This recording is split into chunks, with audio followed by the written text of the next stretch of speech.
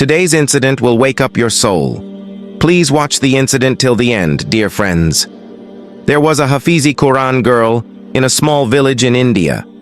However, when this girl passed away and people began to shroud her for burial, something astonishing happened. As soon as she was shrouded, the cloth would repeatedly tear or catch fire. This kept happening for quite a while. Every time she was shrouded, it would either tear or catch fire immediately. Eventually, the residents of the neighborhood were compelled to bury the girl without a shroud. The strange part was that wherever her grave was dug, water would be present, even though the cemetery was in a dry area with no source of water nearby. Seeing all this, the neighbors called a respected mufti. But when the mufti touched the girl, everyone was shocked. What did the mufti see in the girl? Let's find out the full story and learn the moral from this strange incident.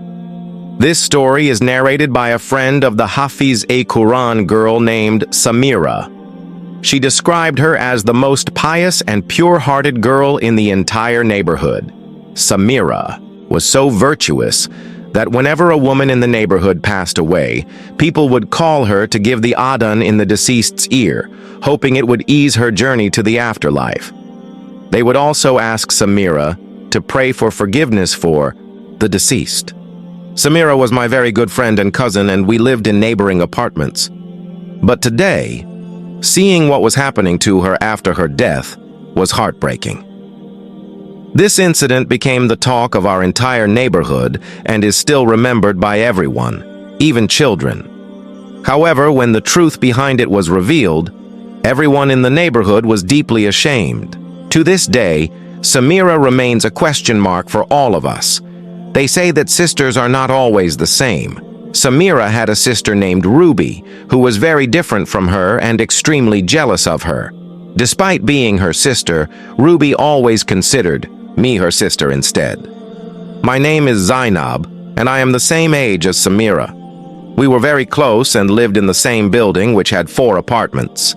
We lived upstairs and Samira's family lived downstairs. There were also a few other families in the building, but it was considered one big household. There was a small passageway between our homes that wasn't blocked, so we could visit each other freely. My mother and Samira's mother were very close friends, but Ruby didn't get along with anyone. Not with me, her sister, or even her own mother.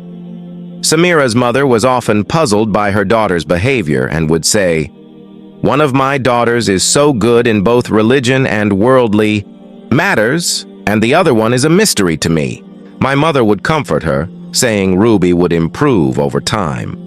Samira was influenced by her grandmother, who was also pious and devout, a truly good woman. Samira was well known in the neighborhood and taught the Quran to children. Whenever someone passed away, she would be called to recite Quran verses near the deceased and to pray for them. Samira often said, "Why do people ask me to pray?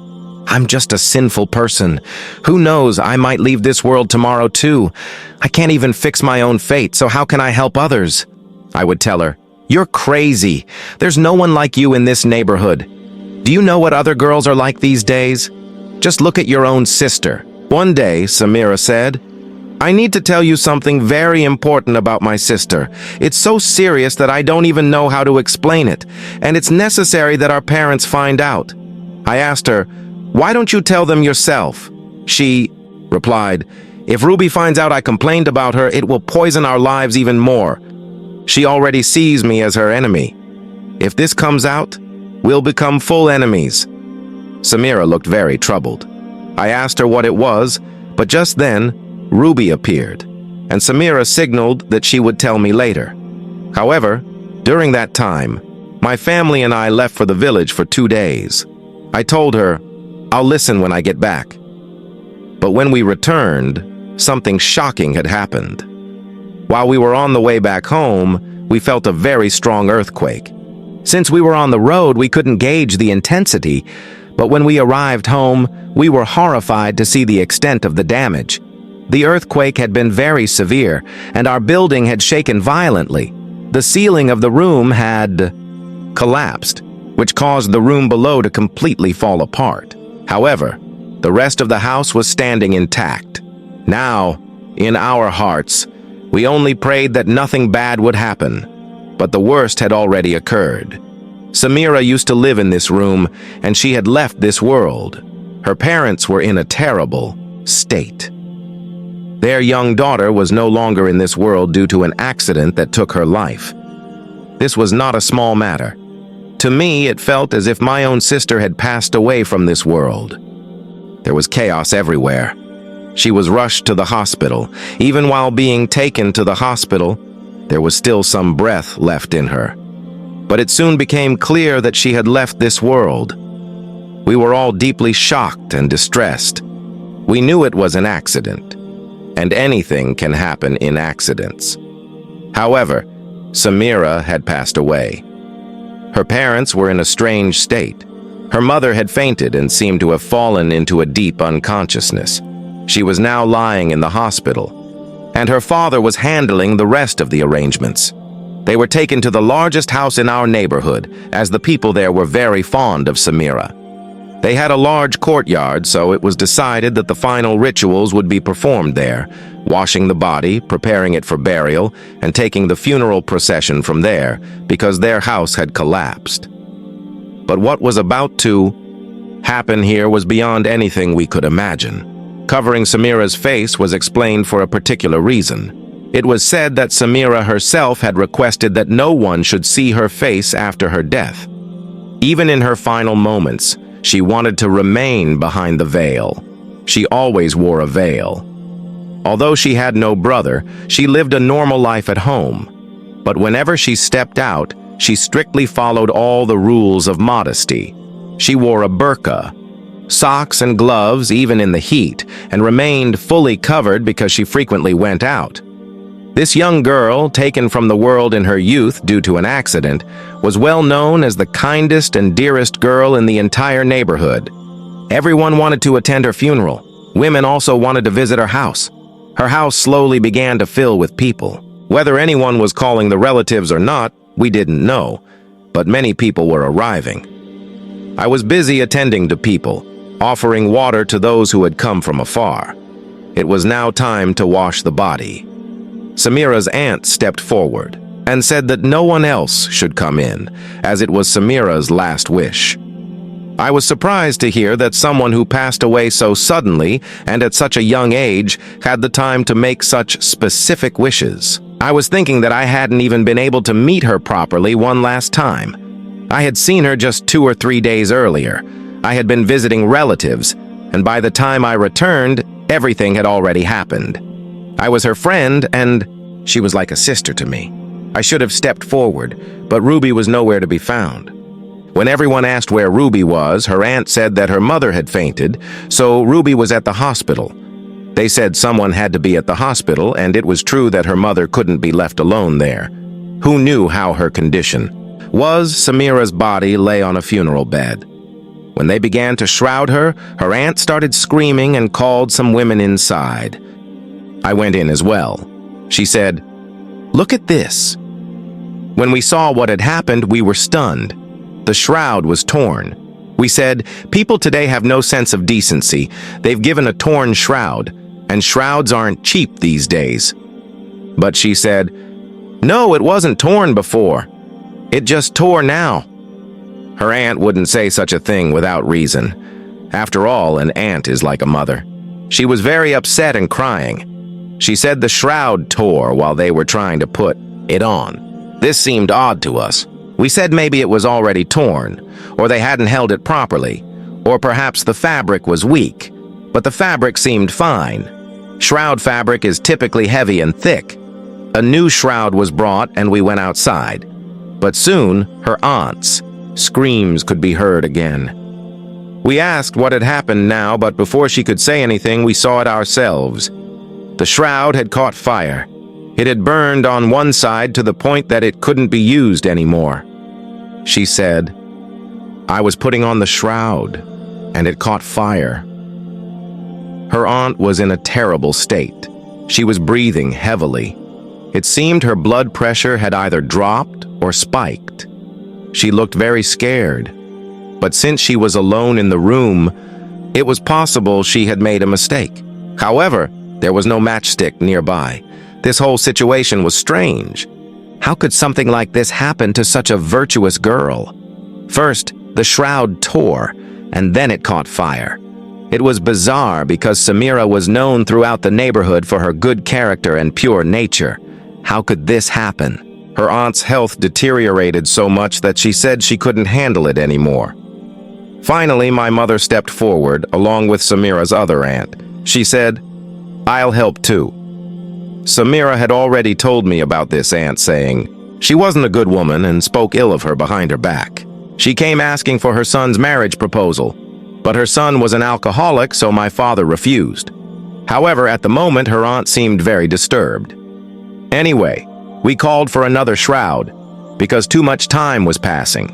Time kept slipping away. Again and again, we were bringing shrouds. How long does it take to wrap a deceased body? But here, time just kept stretching on. Once again, the shroud was brought, and this time, what I witnessed left me shocked. I saw with my own eyes that the shroud had torn again from one side. When I lifted the cloth, it seemed perfectly fine, but when I held it from the other side, I was astonished. It was badly ripped. Her aunt was still standing with us. It was possible that she had done all this, wanting to defame her even after death. But the same thing kept happening repeatedly. We began reciting prayers, calling upon Allah, hoping that if there was any divine punishment, it would end. But even that wasn't working. The situation was becoming incomprehensible. Something strange was definitely happening. Why was this happening with Samira?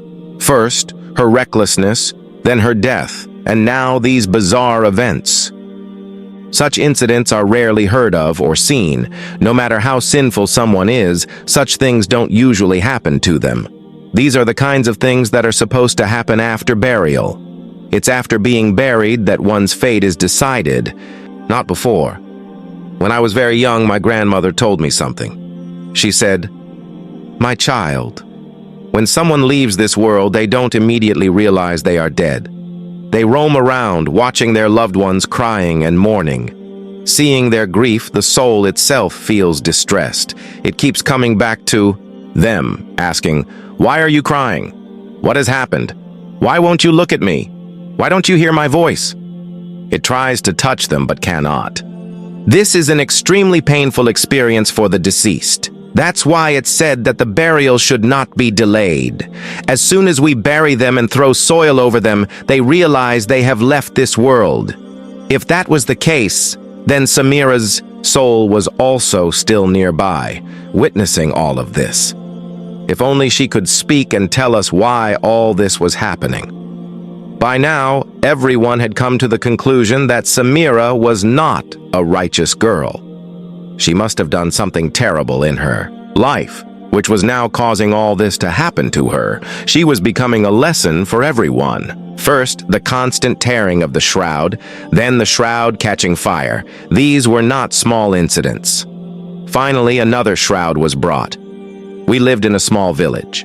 The shopkeeper said, "This is the last shroud I have, and it's of good quality. I don't need any money for it because you have already come multiple times." Even he had heard about what was happening. But when we started wrapping the last shroud, this time it was finally put on properly. I thanked God, hoping the ordeal was over. Whatever this was, it was beyond our understanding.